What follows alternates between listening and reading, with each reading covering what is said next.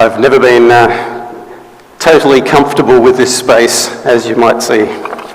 Microphones and I don't mingle brilliantly, and I think I'm a little taller in stature than... I'm pretty small, but a little taller in stature than was put out there.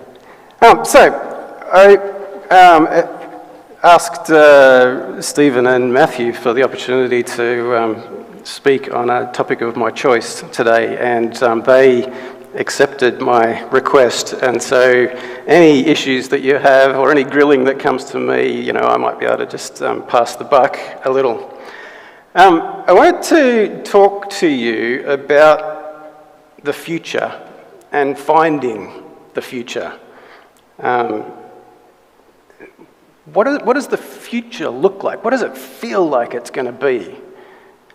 And it's been something that if you go back through the Bible, there's been a progression of ideas that has come out. For Moses, I mean, if you think about, let's go with Jesus to begin with, and you've got the parables that we looked at, the kingdom of heaven, and Jesus is projecting to a bright and beautiful future that is awaiting the Jews. Well, kind of. There's reasons that he used that phrase, and they're very strategic reasons. But nonetheless, if the Jews got into the right frame of mind, there was a magnificent kingdom of heaven awaiting them. Heaven, as such. If we go back through the scriptures and you see the ideas begin with Moses. Moses paints a picture of the Garden of Eden. God creates it, and it's like heaven. This is where it starts. It's very brief. You get 2 chapters, and then he moves on into 5 whole books of the story of Israel. So it's not his core point, but he wants us to know that at the beginning, there was a beautiful place. It was a place where we could be utterly vulnerable with each other and totally accepted. It was a place where he doesn't dwell on it, but it sounds like there was pretty good fruit on the trees, enough to eat. They didn't need clothing, so you presume that the ambient temperature was fine. It was a lovely place to live in. Everything that we needed, safety, security. And then after a little brief picture, sin enters the world, and we move into Moses' main points around the nation of Israel and their coming out of slavery and movement towards a promised land. And so the picture of heaven that Moses paints after that is different. It's kind of 2 parts. God is in heaven, the heavens, up where the sky is, and God inflicts the plagues on Egypt, and God comes down from the heavens onto the Mount Sinai. And so the heavens is the place where God lives. But if the people were to look in their own situation, they have a promise. And the promise is kind of a heavenly promise. It's a promised land. And so Moses promises them that if they are willing to fight for it, and they had to fight for it, they could have a land of safety and security, as in the marauding tribes would be held at bay. And so it would be a land where they could set up a community, and they would have what Moses called a land flowing with milk and honey. Decent food. Milk, honey. It's pretty low bar, right, as far as a promised land is concerned. Would you be happy with that? Safety, security, milk, honey. I think he meant a little bit more than milk and honey. Then you move into the Old Testament prophets, and the Old Testament prophets build on this idea, and you get an apocalyptic literature, which is actually meaning just weird and wonderful, almost sci-fi kind of literature, that particularly Ezekiel and Daniel and Zechariah, they draw pictures of heaven for us. They write about it. And it's a picture where God is on his throne, and there's gold all around him, and jewels and crystal seas, and there's unusual animals that have 3 and 5 heads and different kinds of heads and different shaped bodies that do weird and wonderful things. Not so different to the kings or the pharaohs of Egypt and the kind of animals that they had around them on their thrones, except in God's heaven, as the picture is painted, these animals are alive. And the gold that they'd seen around the pharaohs of Egypt, around God, but on steroids, absolutely magnificent, but it's God in heaven. And why is the picture of heaven God in heaven as opposed to here on earth? Because while the prophets are writing, the nation of Israel has gone through a transition. They've gone into the promised land, and under David they had perfect peace and security, and they had wealth, and they had all the food that they wanted, but then that was wiped away from them.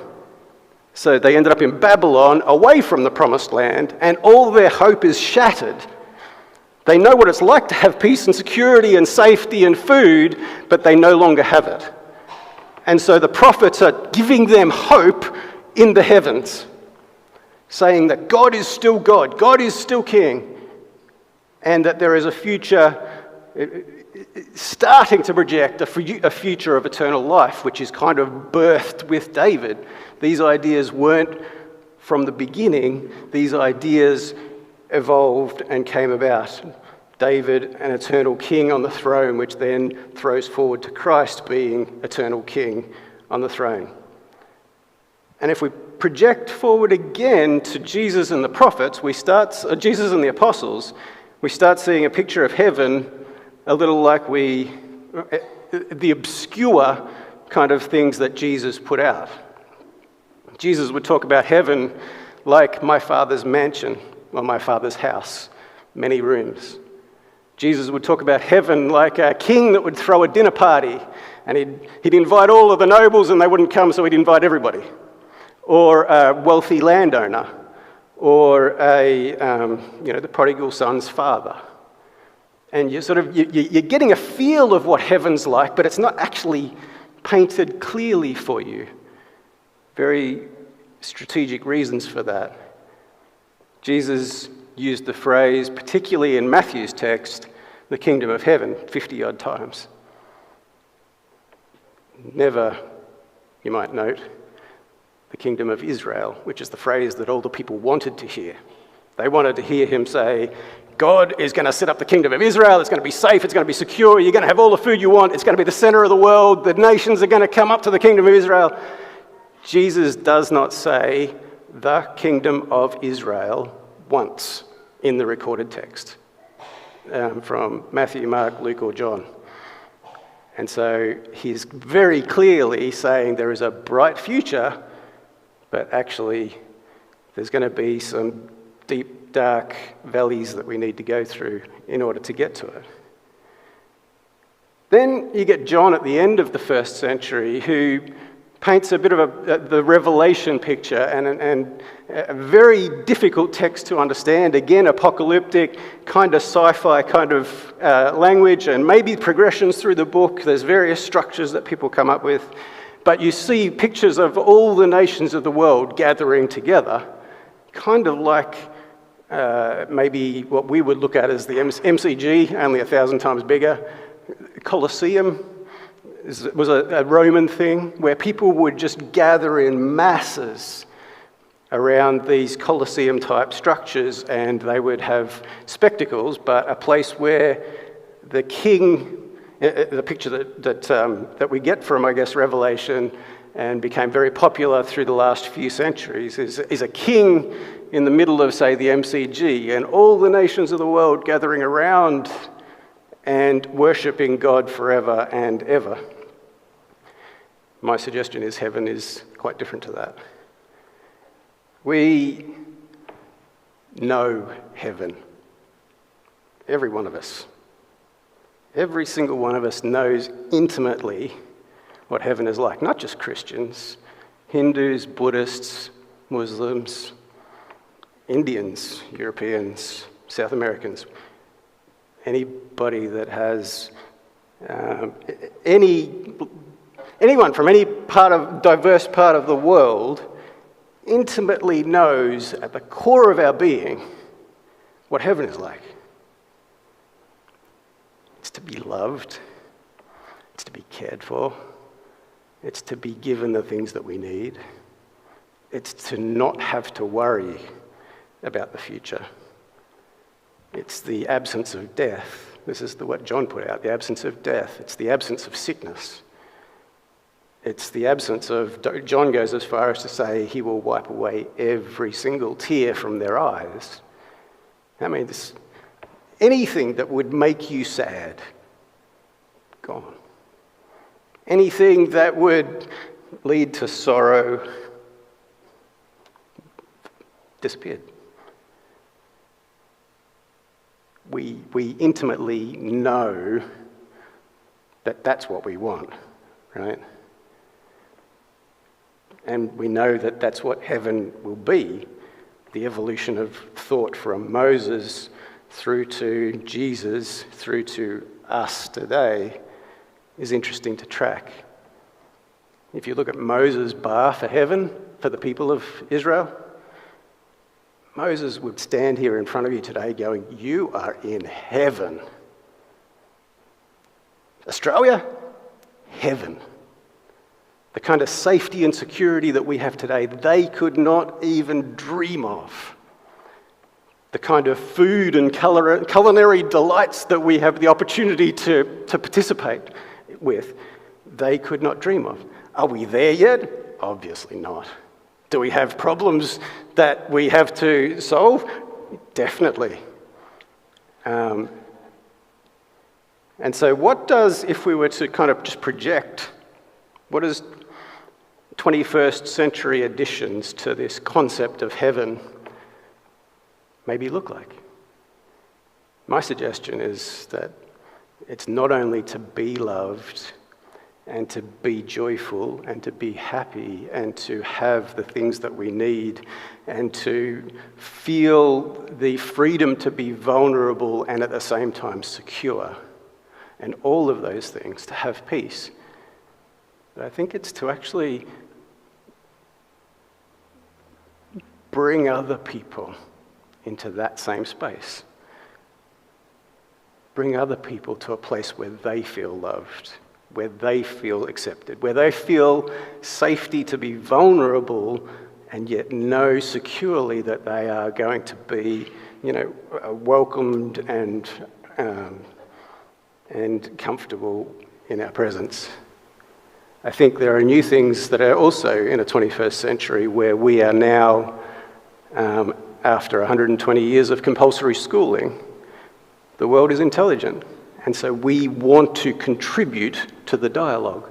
We have skills that would enable others into that same space, to have the kind of things that we have, that others that don't have those things that we have the skills to maybe assist them to those same places. The opportunity to contribute to thought and to discussion. And the absolute ecstasy that you feel when you see that kind of love and joy and peace in somebody else's eyes. It's like they belong. They now belong and have a purpose and a place of safety and a place to be themselves. Heaven. Not something that we often dwell on. All right, I'm going to sidetrack from the message just for 5 seconds. And before I make the core point of what I'd like you to hear this morning, I want to tell you a little bit about myself. Some people know me as a pianist, a piano player. The truth is, if they see me and they know me as a piano player, they know about that much of who I am. I play piano, sure, but it's not me. other people would see the businesses that we've created, the initiatives, Kath and I running Integrate Workforce and helping out with the STEAM and so on. If people see those kind of things that we're working amongst migrants and helping in that sort of diversity space, they probably see me about that much of me. But by far, the greatest investment that I have made in my life in terms of a life agenda, it's theology. I get up on the stage here and I'm at risk, substantial risk, of being so excited about theology that you'll all end up totally bored to tears after I've done, 3 hours of something, that I'm super excited about, that everybody's just like, really? Like, do we have to listen to this? That's what I've invested my life in.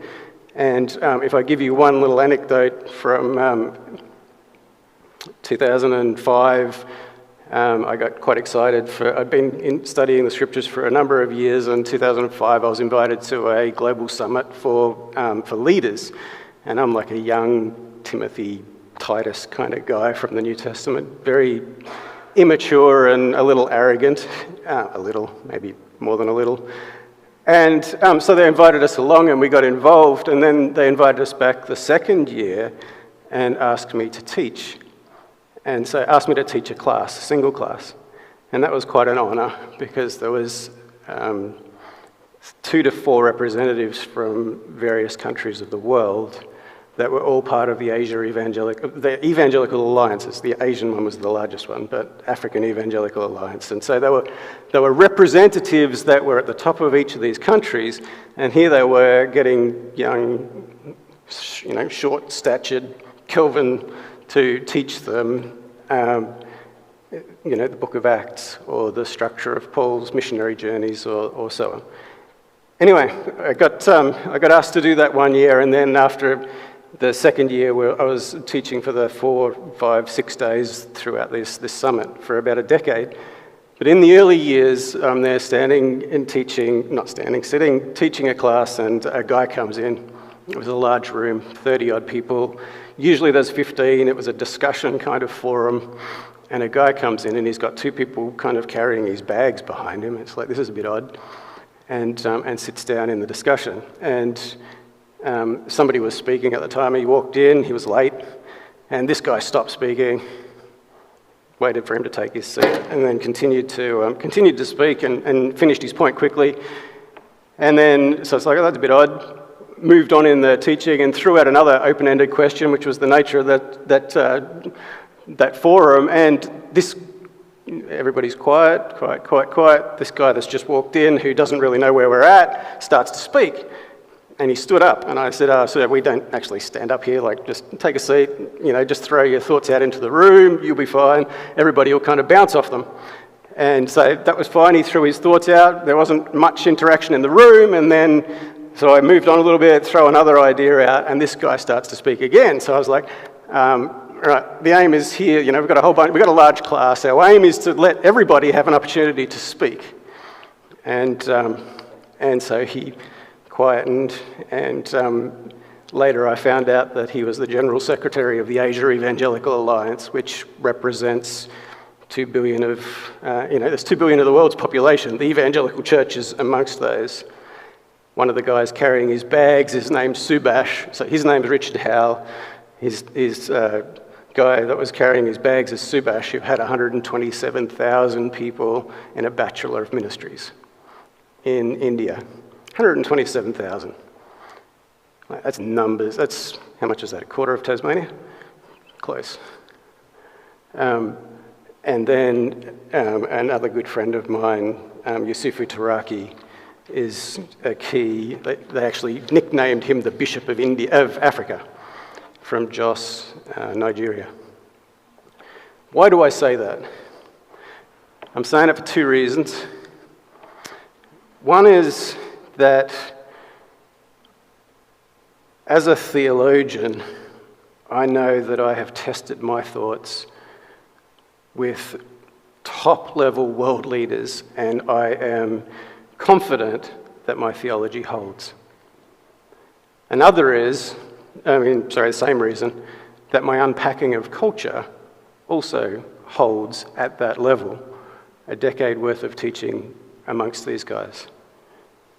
I'm not saying this so that you care about me. I'm not saying this in order for me to put myself out here. I'm saying it because I want to make a point very emphatically. Me, little imperfect Kelvin from Hobart, Margate, Tasmania, as confidently as I am here standing in front of you today, as in flesh and blood, 45 years old, Kelvin Smith, standing here on the stage today, as confidently as I am here standing, I am certain that that picture of heaven that we just painted is our future. That's how confident I am.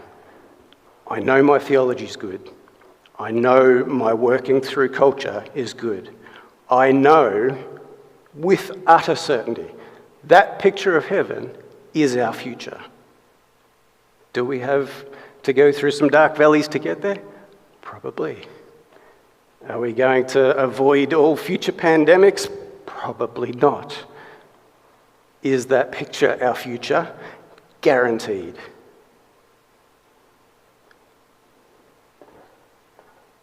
Jesus talks about the kingdom of heaven, and man, he was strategic the way he did it, and the way that Matthew recalled it, and the way that Matthew stuck it in his book. Let's not go into, I'm about to go down a theological rabbit hole that you're not interested in. But Jesus, you listen to the two parables, right? There's a treasure, it's hidden in a field. It's like a dude just stumbled across it. Just wandering on in the field, ploughing up his field. Next thing you know, here's the treasure. What does he do? Hides the thing, goes, sells absolutely everything he's got, and he buys the field. It's like, I got the treasure. If I can get the field, I can get the treasure. And you have the same picture in the pearl of great price, except that the merchant doesn't stumble across the pearl. The merchant is searching for a pearl.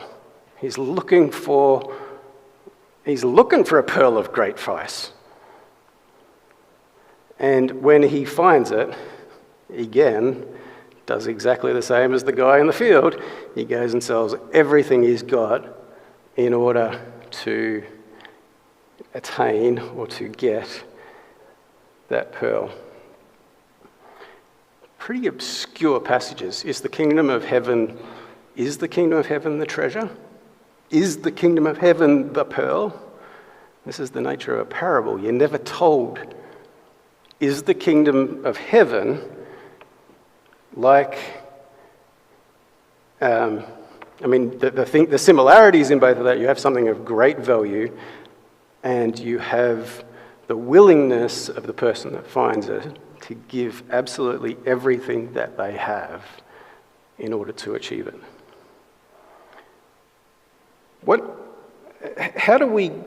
I'm just going to jump a whole bunch here so that I don't bore you, but how do we get to this version of the future? How do we get there?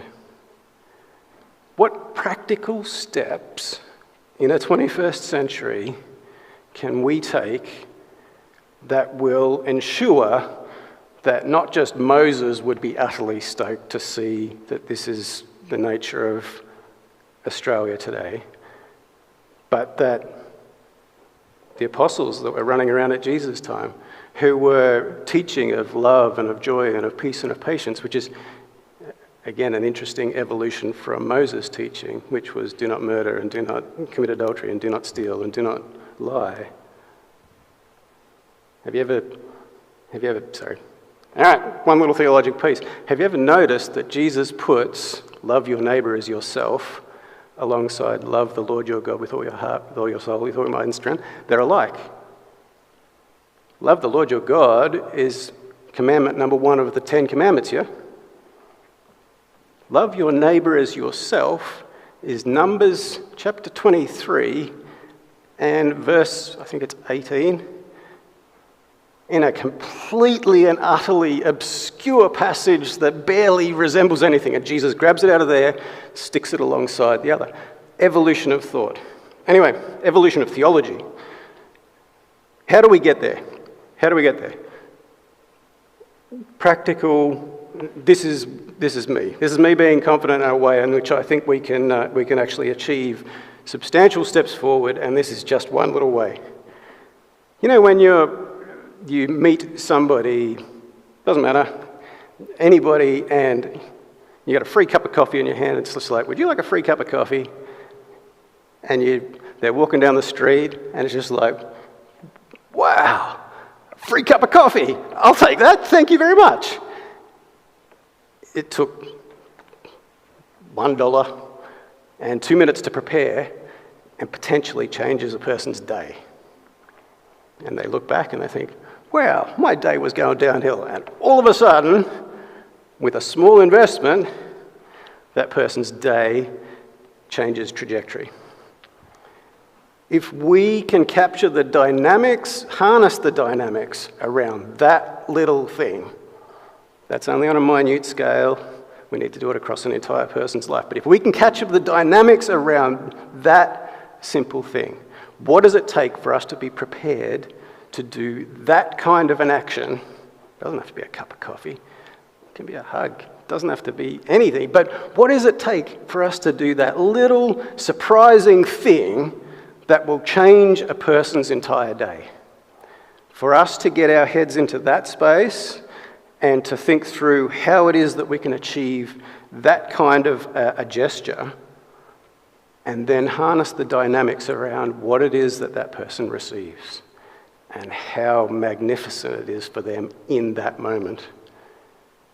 This future, that's just a really small, really obscure way for us to begin thinking. We can create this future. We can call it on. We can ask. We can do our best to assist that this thing land on us faster than would be if we didn't.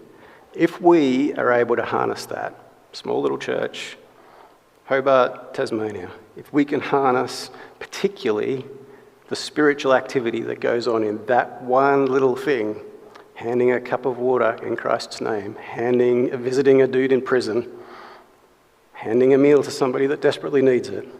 If we can harness the spiritual activity that is happening in that one little action, the power in that thing is enough to change the world. Let me finish there. Okay, thank you, Kelvin, for that stimulation and thoughts, and for sharing a little bit about your life too. Thanks. Got a few questions here. Sure. But maybe, this is mine to start off with, you say a picture of heaven, our future. What does that picture, just say it again, reiterate it? I think we each intimately know it. Mm-hmm. And so I'm always going to explain it from my perspective. And I think it's for me, in terms of the 21st century, I think it's seeing people loved, seeing people at peace, seeing people with what they need for life. So you're saying it's that deep, innate sense in all of us of how we sense the world should be. Yeah. That is a picture of the kingdom, of what Jesus was talking about. Is that right? Correct. Yeah. Good. So what I think you're saying then is you want to see it come. Yes. Is that right? The answer would be yes. Okay. But also in that context, you talked about a picture of heaven evolving. Yeah. So one of the questions is, how did it evolve if God remains the same? Yeah, that's a valuable question. Yeah, and I think you see that same kind of evolution happening across from Old Testament to New Testament. Moses didn't tell people... So when you say evolution, you mean a development, an understanding, a greater fullness? I think human people in Moses' day were at war with one another constantly. You know, there's a 2 Samuel 23 when it was spring when kings go to war. It's like every single spring kings go to war. That's what it was like back then. Like, for us to actually appreciate, I'm 45, I've never been to war. If I was living in that day, I would have been at war 20 times. Now, probably wouldn't be alive. Probably would, but have to have killed a lot of people to have remained alive. And I think the evolution of, evolution's a bad word, I don't like it at all, but the progression of humanity have allowed us to get to the kind of teaching that Jesus and the apostles gave us. Of, you've heard it said, do not murder. Well, actually, we learned a little thing or two, and Jesus says that thing actually means don't even get angry at your brother. If we actually obeyed Jesus' teaching in Moses' day, turn the other cheek, you would probably die.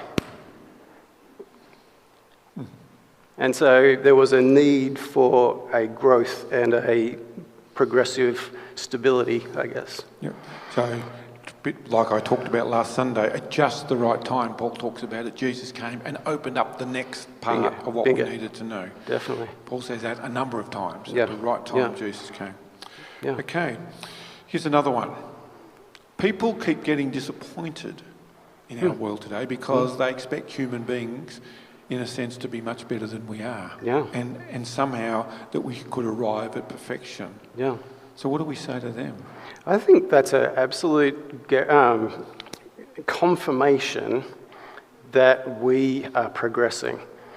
When you say we, you mean humanity? Humanity, yeah. The fact that we are appalled at a war is very different to the kind of response we would have to a war if we were living in the 15th century. War is just war. You just do war because war is done. But for us to actually be appalled at war is new and unique. I mean, the First World War, right? We just get guys to jump out of a trench and run up the hill and try to get the flag 2 meters further up the hill, right? Didn't really matter. It's just like, just get out of the trench and see, and success is 2 meters further. It's like, there's no way in hell we would allow that today. That kind of no value to life. Right? Every life is valued. Let me say one more thing. Why are we appalled? Maslow's pyramid. People first want security, then they'll want food and clothing and shelter, and then they'll want love and belonging, and then they'll want education and contribution and creativity, and then eventually they'll want, But if you threaten the lower sections of the structure, then that's what, there's the trauma element that kicks in.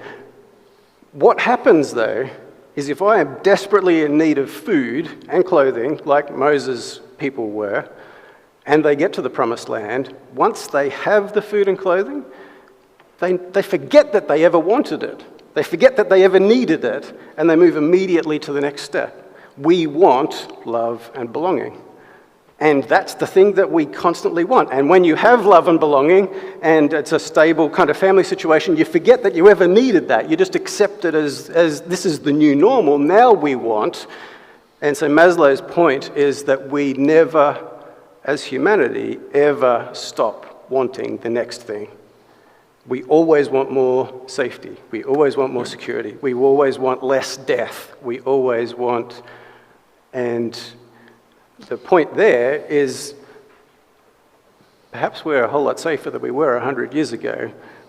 Even, anyway, right. So I think you're saying that even though we are maybe, as you said, we live in Hobart and it's pretty good. It's pretty good. It's pretty good. Compared to human history, it's incredibly good. Yeah. But we still want to see there's something in us that thinks we can even be better than this. We can be way better than this. And we are intimate. I think we innately know that we can be better than this. We have more to contribute. Yep. Yeah. Well, thank you, Kelvin. That's the questions that I have, and I'm sure there's much more you could say because I continue to be passionate about it, and I'm sure we'll hear more about it in the future. Thanks, mate. Appreciate that. Cheers.